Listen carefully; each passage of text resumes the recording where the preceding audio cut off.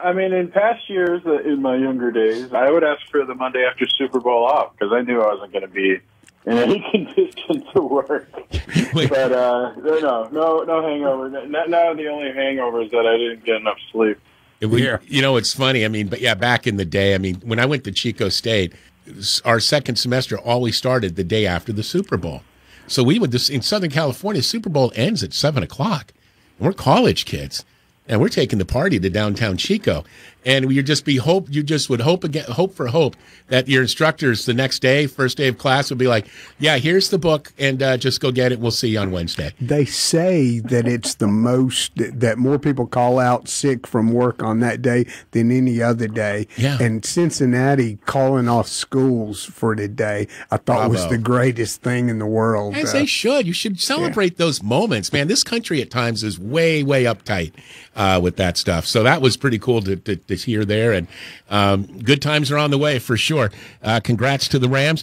Now, but Ian, let's get into a story that we've been following for 70 days, thereabouts. Lockout continues in Major League Baseball, and MLB on Saturday, Ian, laid out their latest proposal in a back and forth, again, that has reached over 70 days. Ian, did baseball address the issues most important to the players? Have they responded? The owners made a proposal on Saturday, and very soon thereafter, reports came out that the players considered the offer underwhelming, to give you an idea of where that stands. So to answer your question, no, the owners have not taken on the biggest issues that have the two sides apart, which are mostly revenue sharing and whether or not the owners should be held to spending the money that they get for revenue sharing, whether that's a salary floor, although I don't think the players are totally on board with that, and reducing the number of years before arbitration. There were some issues that were addressed mostly. This was a 1-hour meeting, so you draw your own conclusions as to how much it was actually done. Yeah. You know, stuff we've talked about before, like the bonus pool for pre-arbitration players. The owners increased their offer, I think, from 10 to 15 million, which is nowhere near what the players want. They want like 150 million. A minimum salary, they want that increased. The competitive balance tax or the luxury tax threshold, the players want that increased as well, so teams will spend rather than use that as an excuse to hold salaries down. And then service time requirements. How much should teams, right now, you know, they keep guys like Chris Bryant in the minor leagues and not call them up because they want to withhold their service time and stave off them becoming free agents for as long as possible.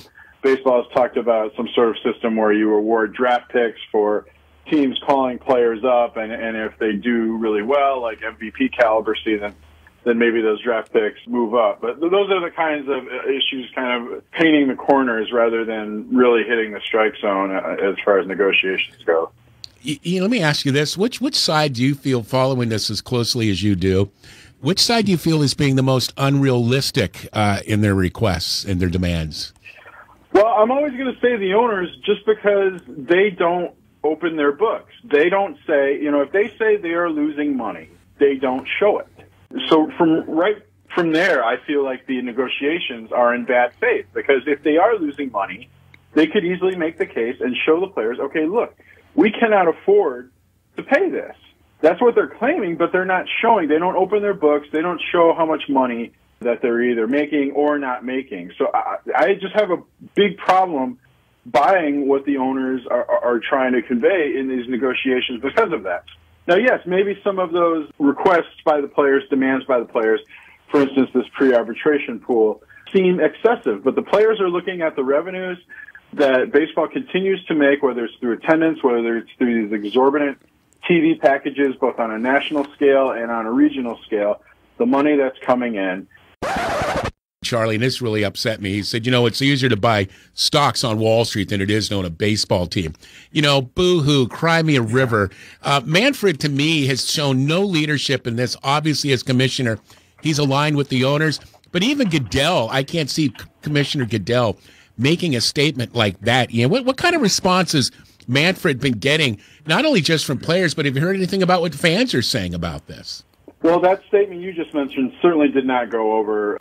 No, I don't think Manfred's very popular with the fans at all. They think he's a puppet for the owners. I think a lot of fans think that he just actively doesn't seem to like baseball, that all of these rules proposals and changes that he keeps putting forth are contrary or run against the way baseball has been played. And I think Manfred kind of tried to throw a big shiny toy up in front of everybody and say, hey, there is going to be a universal DH next season. Okay, let's get excited about that. But then the players said, well, wait a minute, that's not the case yet because we don't have a collective bargaining agreement. So you can't just say that they're even though I think, personally, I mean, I want a universal DH. I don't know how you guys feel. I would love it. I'm tired of pitching hitting. But, you know, for Manfred to say that when he doesn't, there's not a collective bargaining agreement, just screams of trying to get public favor or distract from the issue. So I think, yeah, most fans think commissioners are a puppet for the owners, which, you know, yes, they're an employee of the owners. But I don't think Rob Manfred has anyone on his side. Yeah, I mean, you could sit there, Charlie, and go, well, you know, Goodell's got his hands tied, too, because they do, you know, they have to deal with ownership, and they're the bosses. But, you know, he's never made a statement like that. Like, you know, owning an NFL team is a lot more. You might as well just buy stock in Wall Street. It's a lot. I mean, these guys are billionaires. Major League Baseball owners, if they're not billionaires, they're close to it. I'm going to tell you what I think every time I hear this negotiation between players and owners and all that is how much it costs you to go to a game. If you drive to Atlanta and go to a game and, you know, how much money are you going to pay for good seats, for, you know, entertainment there, for concessions, all those things, you know, so much of baseball now, you just worry about what the price point's going to be, you know, for people to be able to go and take their family and see baseball in person. And that's what folks want. I mean, that's what they want. We'll see. Again, baseball's playing with fire right now. I mean, this is kind of like COVID all over again 2 years ago when they didn't start the season, until May? So, yeah, we'll see where this goes. July? Yeah. 60 games? Yeah, that would be about right. Thank you, Ian. Good Lord, man. I mean, that's just crazy. Well, if you're guessing right now, Ian, when do you think they start? I think that there's going to be a delay. I think that opening day was supposed to be March 31st. I think even optimistically you could say mid-April right now, but I think we are. Pat mentioned May. Maybe he was thinking of this season.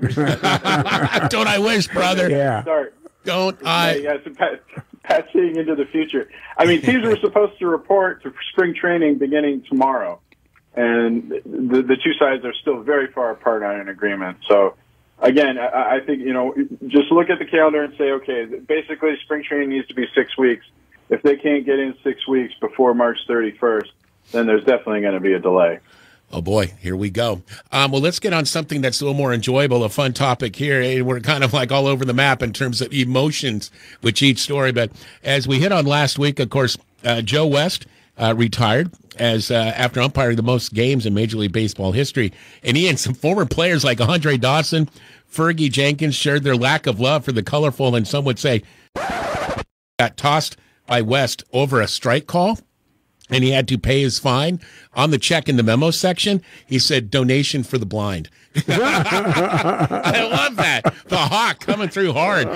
Ian, was there more hated umpire by the players in baseball during Joe West's long career? Yeah, I don't think so. I mean, Ferguson Jenkins, you mentioned, I mean, he said on Twitter in response to a report that Joe West was retiring, he said, quote, whenever he called games I pitched, I used to call him Ray Charles. So that gives you an idea of what Fergie Jenkins thought. I almost wonder if he had something against the city of Chicago or the Cubs or White Sox, because most of the stories I'm reading about players and teams who had issues with Joe West seem to be coming from the Cubs or the White Sox. I mean, maybe that's just a coincidence, but you know, like we talked about last week when news of Joe West retiring came out, umpires shouldn't be in the news, right? Unless, you know, most of the time it's because they made a bad call or they make a show of things and they somehow try to make the game about them. And Joe West, certainly he had some personality and he recorded country music albums. But by and large, he seemed to want to make himself part of the game and seemed to invite confrontation with anyone who disagreed with one of his calls. And I think we're going to see this with some other umpires as they retire too. You know, Angel Hernandez, Lance Diaz, when they retire. But right now, it's on Joe West, and the favor or the feeling toward Joe West doesn't seem to be very favorable.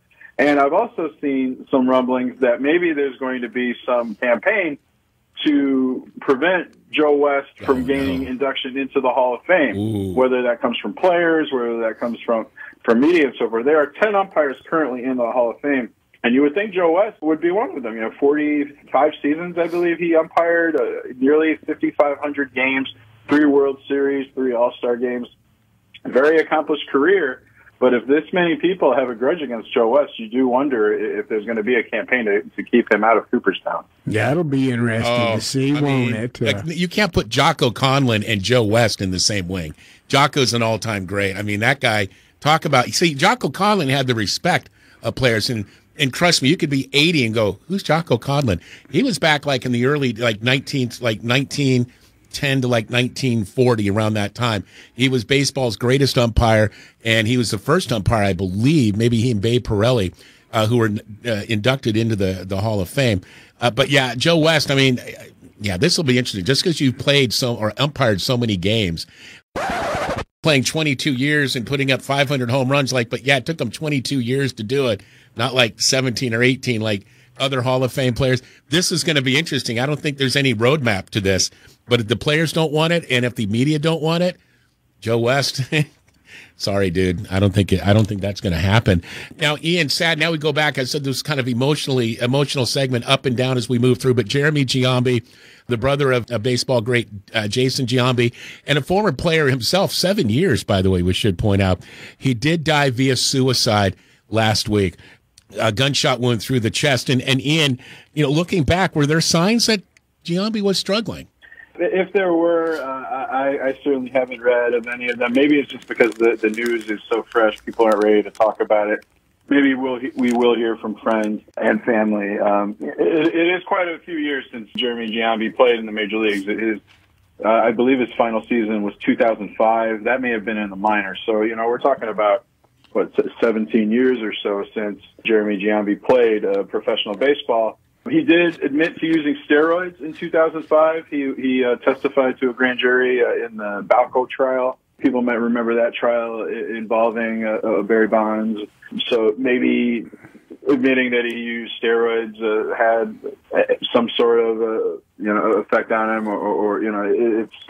I certainly don't want to speculate as to anything, especially over the last 17 years. Who knows what could have happened? But recently, he was working as a hitting instructor.